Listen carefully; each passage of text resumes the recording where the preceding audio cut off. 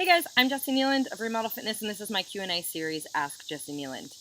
We have a question today from Julia, and she writes, "My best friend and I have been drifting apart for years. We just aren't in the same place anymore, and even though I'll always love her, it's emotionally exhausting to hang out with her right now. I don't want to hurt her feelings though, because it's not like she's doing anything wrong. I feel awful. How can you take care of your own needs while also staying loyal to someone else?" First of all, loyalty is one of those values. We all have our values, what's really important to us. But loyalty is one of those values that I think is really worth challenging. It's not to say that it's always bad, but it is one of those values that tend to get passed down, and we're kind of taught, like put that first, put other people first, and loyalty kind of goes into that category of things that make us think we don't get to put our needs first. So it does need to usually be challenged, and discover for yourself what loyalty means to you. Like, give an actual definition, rather than just sort of assuming it's like not hurting people's feelings because they've been in your life for a long time. Really define it, figure out what it is, and figure out if it's a challenge, or if it's a value that's really yours, or if it's something that's been passed down to you that you can release as a value. I say that because it comes up so often, this idea of wanting to be loyal and feeling that like it's stuck, it's loyalty versus authenticity. And when that's the case, I don't think loyalty always needs to win. Maybe never, but you'll have to decide for yourself, at least by digging into what it means and when it's appropriate to honor that versus honoring yourself. Second of all, there's a huge difference between being nice and being kind. And in the cases where you feel like it's loyalty versus authenticity, often this is what comes up. Is we have this idea of niceness, and that's not always the same thing as being compassionate or actually acting even in the best interest of your friend. Because if something's not working for you, then it's not really working for her either. She might know that, she might not know that, she might not be in this headspace and thinking about stuff like that. But like an example would be like in a marriage, if one part of that marriage, if half the marriage is thinking, I don't know, do I want to be married? Do I not want to be married? I feel like there's other stuff, like, God, this is hard. Like going through that whole thought process and feeling really like it's not necessarily what they want.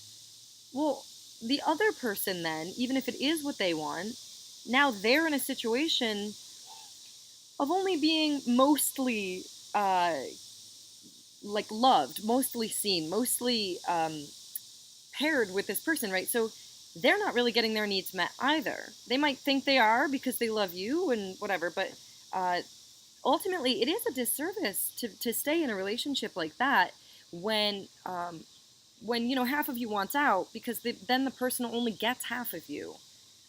And I think we all deserve to have a life filled with people who want to give us their whole selves, And so in a marriage, I use that example because it's like more obviously exclusive. Like, you only get one partner.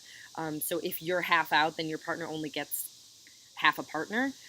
Whereas with friends, it's a little different, because you could easily say, like, go out and make more friends. She could fill out the other spaces that you're leaving. However, most of us don't. Ultimately, when we have stuff in our life that's good, most of us keep it, or even good enough. Most of us aren't going out there being like, you know what, good enough, friend, you're out of here. I'm going to find someone amazing. And so if you are feeling like it's fine, but secretly you're kind of unhappy in this friendship, then it is a disservice to her to stay in it and to keep hanging out with her, because whether or not she can feel it or knows it on a logical way, she also deserves to have a friend who's replenished by being around her. A friend who really gets like her soul nourished just by being in her presence.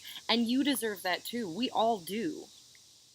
So you showing up halfway to a friendship for someone because you think she needs it is ultimately more of a disservice. It's more unkind, because she's probably, since she has you and it's fine, she's probably not going to go out and find that friend whose soul nourishes her any more than you are. And And that's a disservice to both of you. So I think the way you get your needs met in situations like this, when it feels like you have to choose one or the other, is you either approach that situation. I mean, who knows? I don't know what your situation is, but approach it as authentically as you can, and like maybe change the dynamic. If it feels draining to you, what would happen if you told her it felt draining to you? What would happen if you had a conversation that was like, wow, I feel like we've really gone in different directions. How do you feel? Is that painful for you? Um, is it totally fine? Do you want to change any of the rules about how we hang out or like behave with each other? It's totally possible she's been feeling the exact same way, and both of you are just putting on this inauthentic front with each other because you have a history. And in that case, loyalty to your history is sucking for both of you. However, maybe it's just different. Maybe you have had these conversations. And maybe it's just time to create a little more space in your life and in her life so that both of you can get your needs really fully met with someone who, who's also benefiting by being around you, someone who meets both of your friendship needs in a really beautiful and nourishing way instead of in kind of a half-assed way, because you have a history. So yeah, I guess my answer is that you need to view it as a service rather than an unkindness to get your needs met. And I think that's pretty much true in all cases.